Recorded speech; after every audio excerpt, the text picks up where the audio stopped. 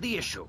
Vice City is in trouble, and I think we're not really providing any serious solutions. So far, we've got secessionism, rearing its ugly head for the first time in a century and a half. We've got ignore it, and we've got give everyone a flower. You're all a little unrealistic, yes? Come on now. I could just have one my friend. Maurice? Not to say over-opinionated and moronic, Mr. Crashaw, how do we stop people running amok in the city with machine guns and heavy artillery? You've got to give a man a chance. Prisons are overflowing with wasted potential. Make the guilty men innocent once more. Free them from themselves. How? How on earth do you do that?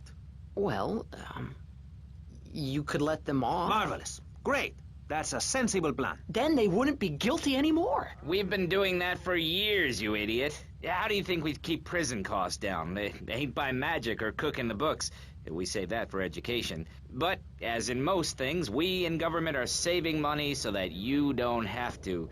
When we spend less money on services, more goes to administration salaries and expenses, which helps make lives a lot less difficult for everybody.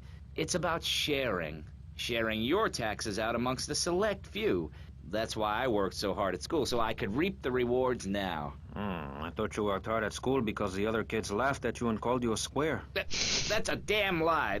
They called me wet fart. They called me the Bat because my voice didn't break until I was 19. So, Mr. Shrub, I take it you don't believe in regulation. I believe in giving people a chance, not tying them down with lots of needless regulations. The fact is, business is run by moral people who won't do anything illegal or try to get rich quickly. But since you got elected, Vice City has been characterized by a government who cut aid to the poor, offer tax breaks to the rich, and pay people to dump toxic waste near schools. Yes, we've made a lot of progress. And up on Capitol Hill, you were instrumental in pushing through a bill allowing the manufacture and sale of giggle cream, a dessert with potential lethal consequences. Not true. Only 23 people have died, and several of them probably deserved it. So, with people being set such a bad example by big business, how are they supposed to respect each other, to act safely in society? And how are they policed by a demoralized and underfunded police force? Well, I'm afraid that's apparently quite a difficult question, but my solution is easy. I'm going to talk for a long time about a subject not in any way related, and pretty soon people will forget all about it. I'll remind people that I have a great haircut, and that under my stewardship, Vice City has had on average 15% better weather than before, while crime rates only go up if you don't turn the graph upside down. Turn it upside down, and they have halved. Halved! Under me, Alex Shrub. Vote Shrub for president, and you'll have a friendly face in the White House. A man you can trust. A local man who likes golf and laughing and photo opportunities at your store or place of business.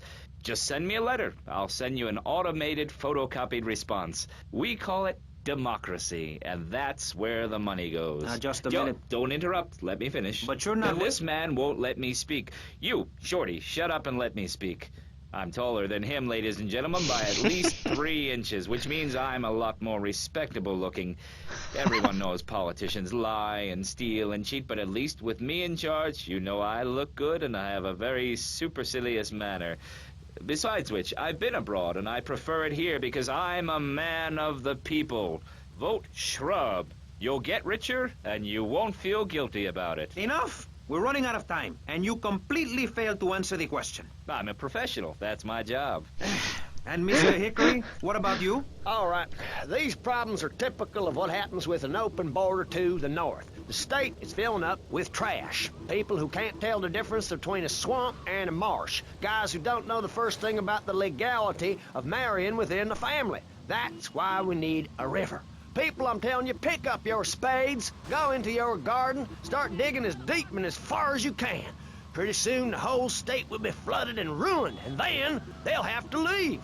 We must build a moat to the north or they will come down and ruin this great state. And Mr. Hickory, were you born in Florida? What a stupid question of all the cheek. Were you? Of course not.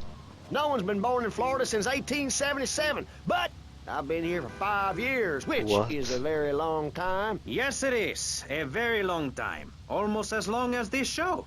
Ladies and gentlemen, you're listening to Pressing Issues with me, Maurice Chavez, presiding over some of the least informed debate on the radio. In this episode of Pressing the Issue, we had Alex Shrub, Callum Crayshaw, and John Florida Hickory discussing safety. I guess you've all got to make up your own minds. Should we be as wet as fish or a corrupt money-grabbing thief? Gentlemen, I feel we really got somewhere, and that Vice City and people everywhere know a lot more than they did. No. Radio in your area. You're listening to VCPR, the radio station for disoriented and unrealistic college professors who wear fuzzy sweaters and find everything terribly interesting. I'm Michelle Montanius. And I'm Jonathan Freeloader. Public radio is very important. Freeloader. My recent hour-long story about my hike in the park. That was fascinating and very important for everyone, even the blind. Play a selection, Jonathan. I think this is the part where I came to the big tree. I almost felt like I was there. You won't get this kind of nauseating detail on commercial radio. VCPR is 100% commercial free. Absolutely nothing interrupts your enjoyment of our fine programming and ability to tackle the important things like Jonathan's walk in the park. But we need you. Think of yourself as a member of this station, except you aren't allowed in the doors. That's an important metaphor for life. Yes, how wonderful would it be to own an hour of this radio station? We just got an enormous pledge from Farewell Ranch. That's great. Farewell Ranch is a great place to take your loved one. Just dial 866-9-BURY-ME. Remember, VCPR is commercial and interest-free. Donate your money now. Let's get back to pressing issues. Thank you, guys. So, we're back on Pressing Issues. Just one of many fine shows you'll hear if you have the patience to listen to public radio. Although thanks to the many awards we have won, Pressing Issues has extended playtime and is the #1 rated show in the Vice City area. I'm your very entertaining host, Maurice Chavez, a man climbing the broadcasting ladder at a rate of 6 knots. 6 years ago, I was a clown, and now I'm a success. Think about it. Imagine where I could be in 10 years. I could achieve anything. Anyway, morality. What is it? Why do we need it? Our ancestors, shortly after discovering fire, built tools to beat each other over the head and discover how to make meat to celebrate with afterwards. Then Columbus came over, shut down the Pilgrim Discos. Why? All very confusing if you ask me. And you did. And I asked myself, that is a perfect subject for a region-wide discussion show, which is very lucky because I happen to host one. To discuss the subject of morality, we have firebrand preacher Pastor Richards, the head of the Pastor Richards Salvation Statue Organization, a group which plans to raise enough money to build a statue of Pastor Richards himself. We also have John Brown, leader of Moms Against Popular Culture, or MAPC. Or is it MAPS? MAPK? I don't know. We're deep in acronym hell right now, or is it purgatory? And finally, we have Barry Stark, author of the book As Nature Intended. He's the editor of Vice City's Naturist News and is working feverishly, it says here, to bring more nude recreation to Vice City. To protect the dignity of our other panelists, we place Mr. Barry Stark behind a divider. I'm naked back here. It's my right as a person. Yes. Let's start with the obvious, yes? Is it moral to be naked? Yes, you can't stop me. Well, I'm a mother, so I have to deal with this issue every day. My adorable kids have learned that it's wrong to be naked. When it's bath time, they know to put on a bathing costume. That's also the reason there are no mirrors in my house. Nudity leads to bad, naughty things. Maurice, if I may interrupt, I haven't worn clothes since 1982.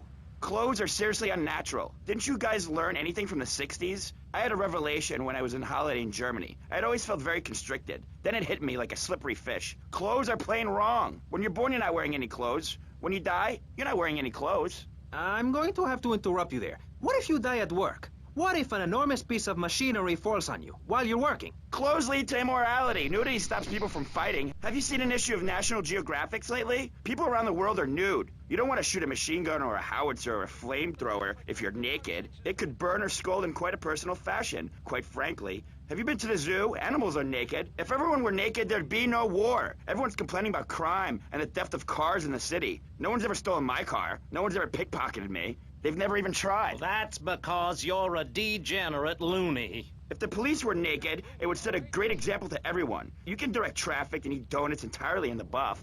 Maurice, this kind of immoral behavior is exactly why I'm building the Pastor Richard Salvation statue. Noah had an ark, Texans had the Alamo, and I am building a highly fortified structure in my image. Simple. This 50-story statue will be able to deflect alpha, gamma, and beta radiation. The day is coming, and coming soon, where the artificial suns will rain down to punish the degenerates of this city. But you can save yourself. The Pastor Richard Salvation statue will be a completely self-sufficient community. We have canned food rations, private living quarters, and enough supplies to survive happily the predicted 40,000 years of nuclear winter. In Phase 2, and with funding from NASA, we will equip this massive statue with rockets. So when the poop... What the fuck?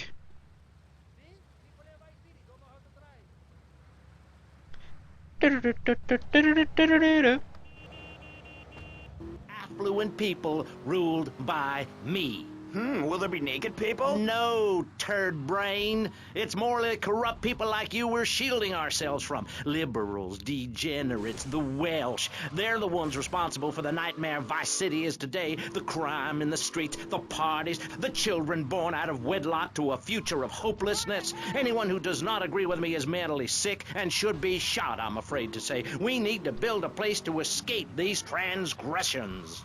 Whew, that's extreme Fuck the Wales stuff, people, Pastor. man. But we'll leave amateur eugenics for a minute and ask our other panelists. Jan, you're a mom, so you know everything. What is your thought on all this? And do you think Pastor Richard stole his ideas from a movie or book? Well, yes, I am a mom.